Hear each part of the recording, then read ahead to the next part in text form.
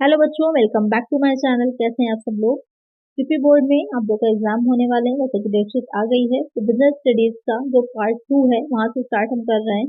एक एक chapter wise हम रिवीजन करते जाएंगे, जिससे कि आपका कंप्लीट रिवीजन हो जाए एग्जाम से पहले और अच्छे से प्रिपरेशन भी हो जाए। तो ये फर्स्ट वीडियो जो आई थी, इसमें वहां पर हमने पढ़ा था कि क्या होता है वित्तीय प्रबंधन, फाइनेंशियल मैनेजमेंट क्या होता है।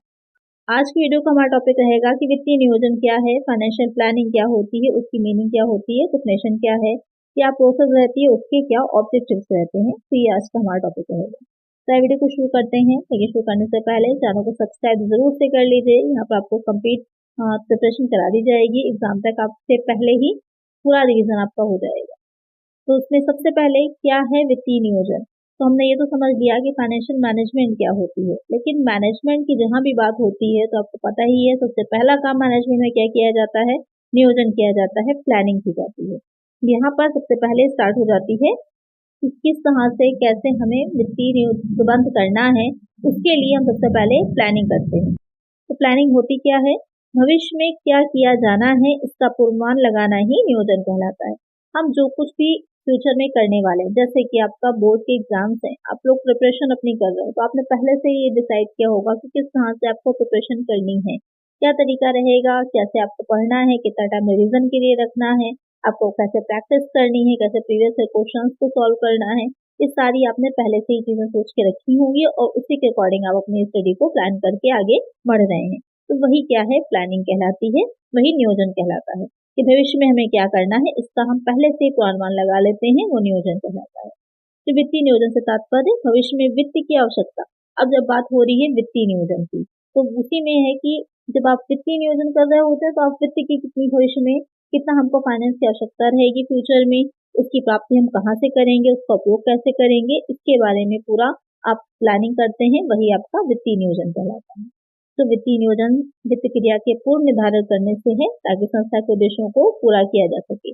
वित्तीय नियोजन के अंतर्गत संस्था की वित्तीय आवश्यकताओं एवं उसके उपयुक्त स्रोतों का फॉर्मूला लगाते हैं। उसमें हम क्या करते हैं कि हमें एक बिजनेस है, तो बिजनेस को चलाने के लिए आगे के टाइम में हमें कितनी वित्त की आवश्यकता होगी, कितना फाइनेंस चाहिए होगा, उसके उपयुक्त स्रोत क्या होंगे, किस स्रोतों से, जैसे कि हमने प्रीवियस वीडियो में पढ़ा था कि जो है शेयर्स होते हैं, डिवेंचर्स होते हैं, लॉन्ग टर्म लोन्स होते हैं, तो किस स्रोत से, किस सोर्स से हम उनको प्राप्त करेंगे, उनका अनुमान लगाना, उनको कैसे हम बहुत ज्यादा एफिशिएंसी से प्रयोग कर सकेंगे, कहाँ कहाँ इन्वेस्ट करना है, कितना कितना हमको कच्चा माल लेना है, कहाँ पर हमको एसेट, फर्नीचर है, बिल्डिंग है, प्लांट है, उससे हमें क्या क्या चीजें परचेज करनी है, कैसे हमें अपना अच्छे से उसका उपयोग करना है, इसके बारे में पहले से ही सुनिश्चित किया जाता है। वो हो जाता है आपका वित्तीय नियोजन। तो क्लियर आपको समझ में आ गया होगा कि वित्तीय नियोजन क्या है, कि एक निश्चित अवधि के लिए जो एक फर्म होती है वो ये अनुमान लगाती है कि भविष्य में हमें कितनी वित्त की आवश्यकता होगी, और उसी के हिसाब से फर्म की विक्रय दर, लाभ, निष्पादन, विनियोग तथा वित्तीय आवश्यकताओं को इंगित करता है, यानी कि उसका अंदाजा किया जाता है, उसका एक पूरा प्लान तैयार किया जाता है। इसके लिए फर्म को अनुमान के आधार पर आगे के वर्षों के लिए फर्म के अनुमानित लाभ हानि खाते, चिट्ठा कोष तथा रोकड़ बहाव विवरण तैयार करती है। इसी की बेसिस पे क्या होता है कि फर्म जो होती है वो ये सारी चीजें प्रिपेयर करती है, जिससे कि एक अनुमान सही ढंग से लगा करके बिजनेस को सुचारू रूप से चलाया जा सके।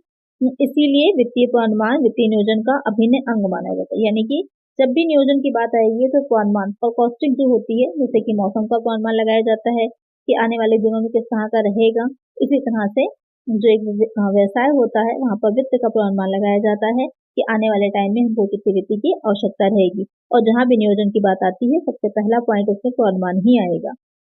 तो अभिन्न अंग माना जाता है वित्तीय नियोजन के लिए। कुछ आपकी डेफिनेशन दे रखी है, देख लीजिएगा।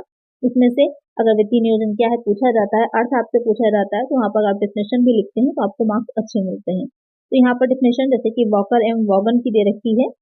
ये वित्तीय नियोजन वित्तीय कार्य से संबंधित है, जिसमें फर्म के वित्तीय उद्देश्यों, वित्तीय नीतियों, वित्तीय कार्यविधियों का निर्धारण करना सम्मिलित है। तो क्या है वित्तीय नियोजन, वित्तीय कार्य से रिलेटेड है। उसमें क्या किया जाता है, फर्म के वित्तीय उद्देश्य, उसकी वित्तीय नीतियां क्या है, वित्तीय कार्यविधियां क्या है, उसका निर्धारण किया जाता है। इंग्लिश में भी दे रखी है कि financial planning pertains to the function of finance and includes the determinations of firm financial objectives, financial policies and financial procedures। तो देख लीजिएगा, दो डेफिनेशन दे रखी है, एक एच बोनविले की है और एक वॉकर एंड वॉगन की है, जिसकी भी आप याद करना चाहें कर सकते हैं।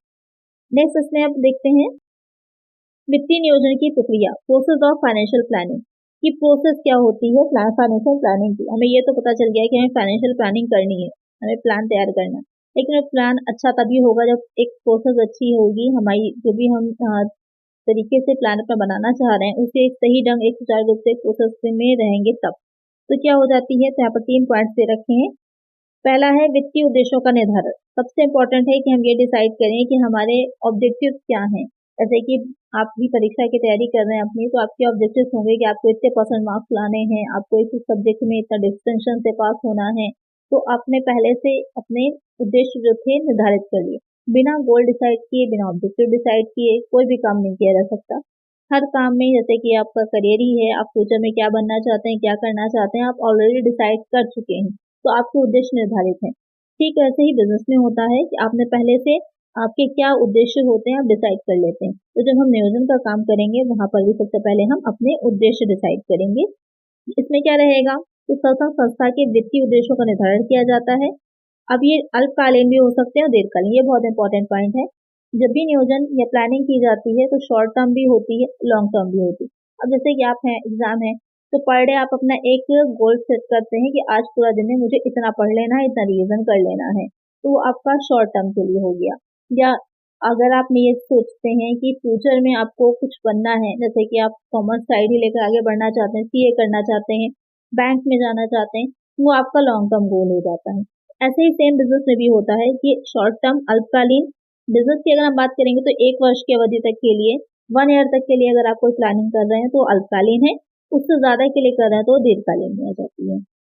तो अल्पकालीन उद्देश्यों में कौन कौन सी चीजें आएंगी यहाँ पर, इसमें क्या रहता है कि तरलता पर अधिक ध्यान दिया जाता है, यानी कि ये ध्यान दिया जाता है कि लिक्विडिटी बनी रहे। तरलता मतलब रहता है कि आपके बिजनेस में कैश बना रहे।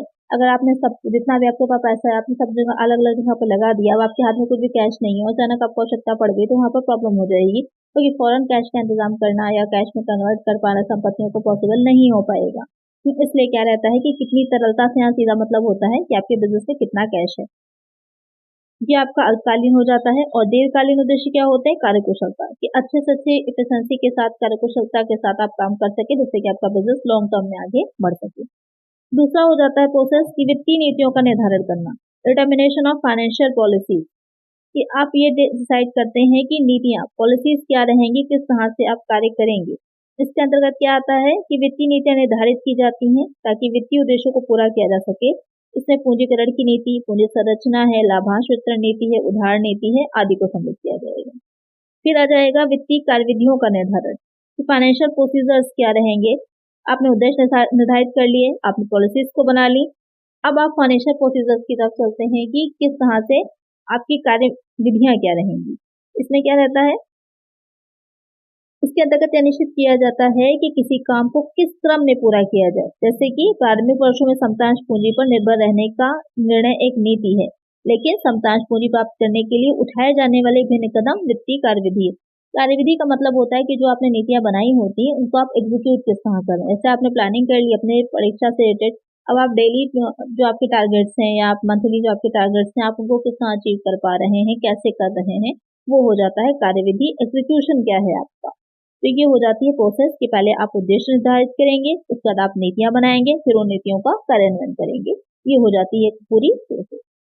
फिर आ जाता है कि वित्तीय नियोजन के उद्देश्य, ऑब्जेक्टिव्स ऑफ फाइनेंशियल प्लानिंग, कि क्या होते हैं।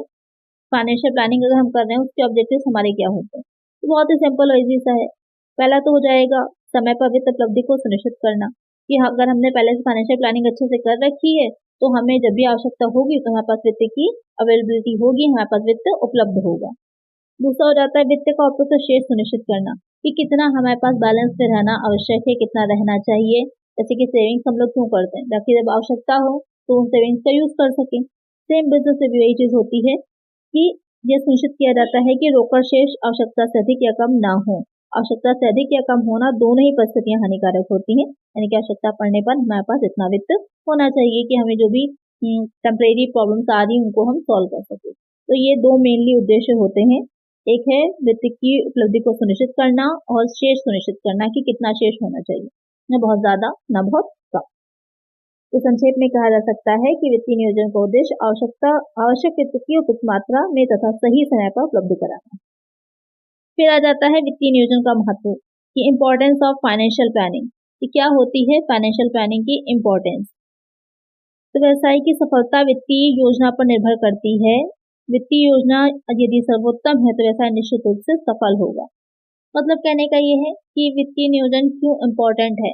अक्सर अगर आप देखेंगे तो उद्देश्य हैं या फिर जो महत्व होते हैं वो एक ही जैसे होते हैं, सिमिलर से होते हैं। जैसे कि यहाँ पर ही क्या है, अगर हम महत्व की बात करें तो पहला क्या हो जाएगा कि हमारा बिजनेस अच्छे से चल सके, उसमें कोई प्रॉब्लम्स ना आए। एक हमने प्लानिंग तैयार है तो बार बार हमको क्विकली डिसीजन लेने में प्रॉब्लम नहीं होगी, क्योंकि ऑलरेडी हम प्लानिंग के अनुसार ही चल रहे हैं अपनी। तो क्या होगा, संचालन में सहायक होगा। व्यवसाय में पर्याप्त तरलता, क्योंकि हमने प्लानिंग कर रखी है तो हमारे पास, क्योंकि जैसे कि सेविंग्स रहती है, इसी तरह बिजनेस में भी हमारे पास कैश इतना अवेलेबल रहेगा कि हम आवश्यकता अनुसार उसको यूज कर सकते हैं। जोखिम टालने में सहायक, कि हमें पहले से अनुमान जब हम लगा रहे हैं तो वहाँ पर हम इस चीज़ का भी ध्यान रखेंगे कि भविष्य में क्या क्या प्रॉब्लम्स आ सकती हैं, उनसे कैसे हमको निपटना है। तो उन सारी चीज़ों के लिए भी हम ध्यान में रखते हैं, उनके लिए भी पहले से ही तैयार रहते हैं। समन्वय में सहायक होता है कि जितनी भी हमने प्लानिंग करी होती है तो उसमें हम ये चीज़ें ध्यान में रखते हैं कि जैसे आपके पढ़ने हैं, आपको 5 सब्जेक्ट हैं, पाँचों सब्जेक्ट आपको पढ़ने हैं, तो आप कोई भी चीज़ एक छोड़ नहीं सकते। तो आप कोऑर्डिनेट करके चलेंगे कि हाँ, हम पाँचों चीज़ों को इस तरह से अपने शेड्यूल में शामिल करें कि सबको हम तैयार अच्छे से कर लें, कुछ भी छूट ना जाए। उसी तरह बिजनेस में भी रहता है कि जो जो चीज़ें हैं सबको हम एक साथ लेके चल पाते हैं जब हम प्लानिंग कर पाते हैं। वित्त की बर्बादी रोकने में सहायक, कि हम रोक सकते हैं किस तरह का, कहाँ पर जो है आवश्यक है, कहाँ पर हम रोक सकते हैं कि हम यहाँ पर भी इन्वेस्ट ना करें, तो वो इजी हो जाता है। व्यवसाय का विकास एवं विस्तार, बिजनेस को बढ़ाने में, उसको जो है आगे लेके जाने में नियोजन बहुत ही इंपॉर्टेंट होता है। अगर अच्छे से प्लानिंग आपने करी है तो आपका बिजनेस लॉन्ग टर्म में अच्छा जाएगा। तो ये हो जाता है वित्तीय नियोजन, फाइनेंशियल प्लानिंग, बहुत ही इंपॉर्टेंट ये आपका चैप्टर था। आई होप आपने अच्छे से समझ लिया होगा। अब इसकी जो नेक्स्ट वीडियो आएगी इसमें हम इसका नेक्स्ट जो चैप्टर है उसे पढ़ेंगे। तो वीडियो को ज़्यादा से ज़्यादा लाइक करिएगा और फ्रेंड्स के साथ शेयर भी कर दीजिएगा।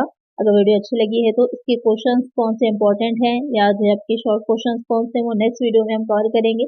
अगर आपने चैप्टर अच्छे से पढ़ा है तो वो नेक्स्ट वीडियो में आप उसका आंसर आसानी से दे पाएंगे। तो चलिए आज की वीडियो में इतना ही। अगर वीडियो अच्छी लगी लाइक करिएगा, चैनल पर नए सब्सक्राइब करिएगा और फ्रेंड्स वीडियो को शेयर करिएगा। मिलते हैं नेक्स्ट वीडियो में। Thank you.